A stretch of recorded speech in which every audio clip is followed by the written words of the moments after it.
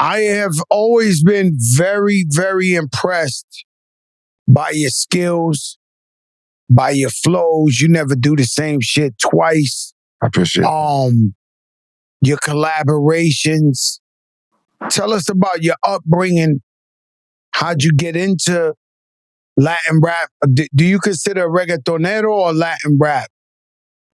Same shit? If we go by the, like, you know, technically, you know, I don't do that many reggaetons, but, like, you know, I'm Latin. Because to me, you're more like a rapper. Yeah, like, yeah. So you're like a Latin rapper. Yeah, yeah. But, like, more than just the thing is, like, you know, Latino, like, on our side, I think, like, in the thing, like, American music, you guys get boxed in. Like, if he's a rapper, he can't do a dance all of his life. Like, it's us, we have to do everything. Like, we have to do dance hall, Afrobeat, we gotta do trap, we gotta do rap, we gotta, like, the fans are more open to hear what you have to offer, like, in the Latin market. Man, I'm very impressed by your music, brother, because appreciate that, bro. you know what's crazy? That was a great analogy, right? Yeah. But you know what's crazy? First of all, Joe and Jada are the number one show in the game. Come on. I don't give a fuck where you at.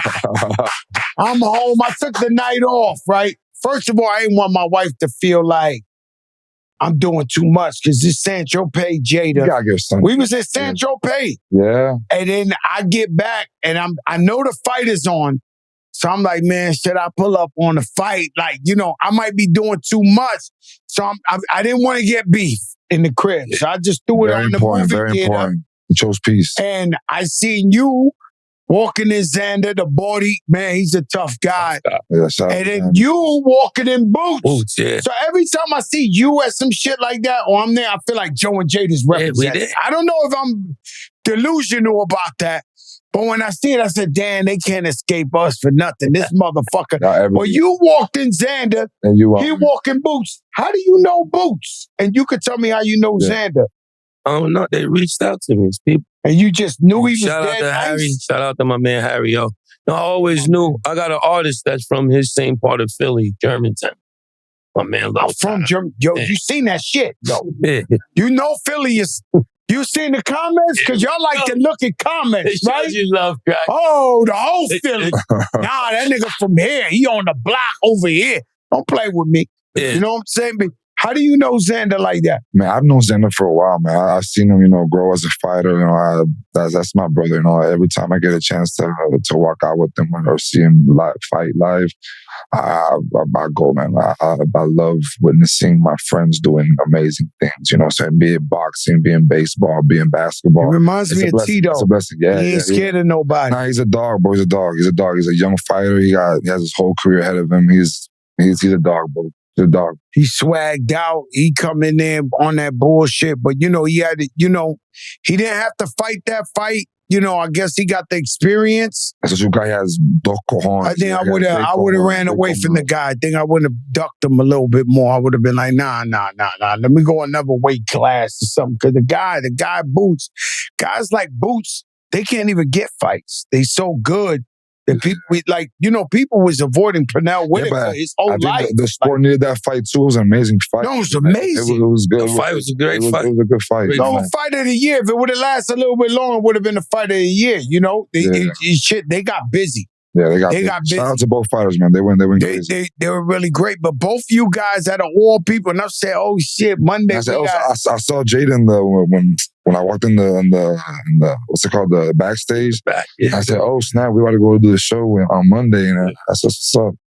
Nah, that's hot, man. And man, you nasty. My upbringings, right? That's about my upbringings. I want to know, how do you get into Latin rap? Who were some of your inspirations? So Spanish, because you definitely got English inspirations. Yeah, 100%. So because all you do is rap in Spanish, but your flows and everything, and what 100%. You talk about is really English rap shit. Yes, I was raised in the States, man. I got to Puerto Rico when I was like 10. My dad was in the military. Like, I moved around. My whole family's from New York. My parents from, my grandma lived we're everywhere. My grandma was in Red Hook. I got cousins. I got like 100 cousins over here. I got 12 uncles and aunts. But like, I moved around as a kid. I didn't know Spanish until I was like 10. You know, a little something here, something there. But my dad retired from the army, so like he didn't have to do anything in the States anymore. He wanted to go back home. So I started my life in Puerto Rico, learned Spanish, watching novelas, speaking, Gotta know Spanish. Over there, one thing that's a default of Puerto Rico for the most part is it's America, but they don't speak English over there like they should. Oh, but now like, they starting. Yeah. All the schools, like the schools it's not like before. Before it was like I'd be like, yo, you don't know English. And you got a lot of like American people flying to Puerto Rico, buying houses over there. So you you got all the like restaurants, establishments. They require you to be bilingual now too. But I'm starting like more English. When the reggaeton shit started. Yeah. They offered me the biggest bag in the world, Atlantic Records, for me to make a reggaeton album. I was trying to tell them, I don't speak Spanish like that. Yeah. So my shit gonna sound whack. There's just no way around it. It wasn't like I didn't want to do it. With the right producer at the moment, if y'all would have linked with Looney Tunes, I knew the Looney Tunes and all them, but still, that, my flow, my shit wouldn't have been. It wouldn't. No fluidity. I think you would have. You could have made some shake. You could have made some shake. On that. Yeah, little something. Yeah. You could have made some shake. Yeah. It wouldn't have been like the. You rap at the end of the day, man. Like in reggaeton, I know a lot of rappers that they would rap on top of rap beats, and then they would just switch the beat out to reggaeton after. And it was, that's why you see a lot of these Marianteo, rap. It would be half reggaeton and half rap. Don't explain it too much because you're giving me ideas right now, my nigga. Stop. I'm already thinking if you listen shit, I'm going to pull off a reggaeton. You listen to a lot of, Coscuyo Alanquendo, a lot of, those Hector Father beats. A lot of times it'll be half rap and half reggaeton. I used to be with Hector Father. Yeah, beast. Before he was in church and all that. The man had the crew out there. Real deal. And then went into he became a pastor. Yeah. And so now he goes to jails and everything. And shout out to her father. I haven't seen him in years, but I used to hang out with him in Puerto Rico. He does that for the community now. At the prime, like when they was like... Dago, that's one of my favorite rappers. I went to Dago's wedding. I went to Dago's wedding, and Dago's more like, Dago's the black reggaeton. He's from the black hood out there. There's a whole black hood out there. Yeah. His son is named Harlem or some shit. Yeah, well, he was the He was the first Afro Latino, I think, who accepted and said, "Yo, I'm the Afro Latino." What he did was crazy because, if you consider the age he started popping off, it wasn't at 24, 26. He was 30, high. You feel me? He was old. You want to know? That's crazy. I didn't notice it was such a young sport, right? Yeah. I'm watching the BET Awards and I seen Nas come out. If you listen to them lyrics, and Nas was 22, 24 years old, the shit he was spitting on, if I ruled the world. Yeah.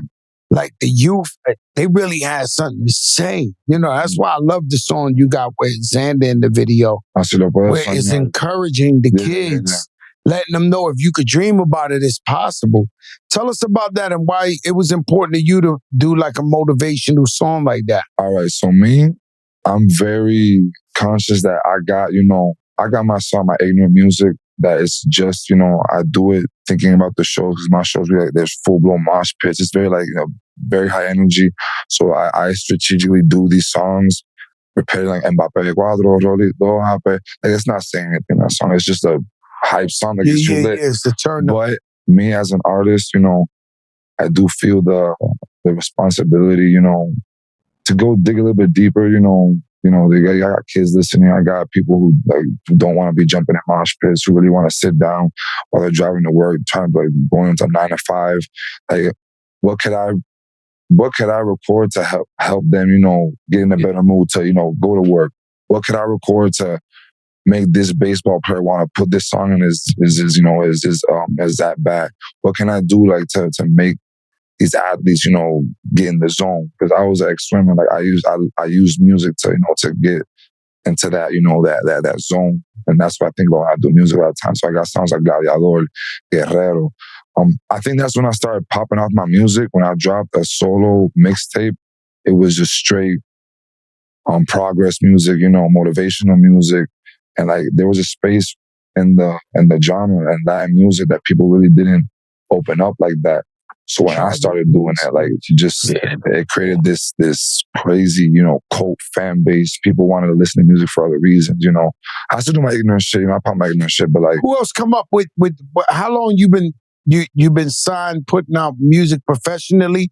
And who else was that batch that came around the time you was coming, that class? My class is the class of Benito, Bad, Raúl Alejandro.